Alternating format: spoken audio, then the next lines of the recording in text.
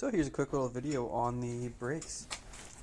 The freestar Ford brakes on a s13 IRS rear hub. This is an s12 but it has an s13 rear suspension mounted. I don't know if this will work with factory arms or whatever, but I don't care because that's not me and I only care about what I have. But yeah, we have them mounted. As you can see, I had to re-drill the rotors and machine down the hubs. Pretty easy to do. There's a video on it. Just basically put the car in drive and hold an angle grinder till these fit on. It is important that you don't have any sort of gap on the rotor to the hub because that's primarily what centers it.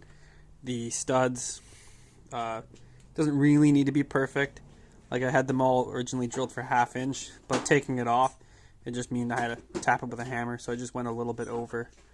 But yeah, so there's that. You can see the pads on, pretty well centered on there. It does clear my wheel. Yeah, put ARP studs on because I want to run just slip-on spacers and not a tiny 1/2 inch bolt-on spacer that I originally was running. But yeah, you can see it's pretty straightforward.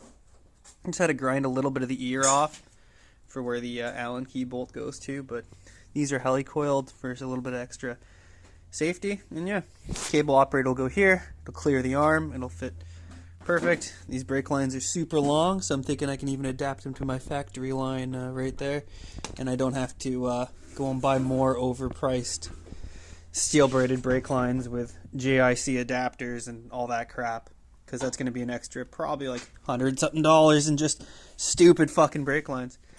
But yeah, this is something you can easily find at a auto wrecker for a 12.5 inch rotor.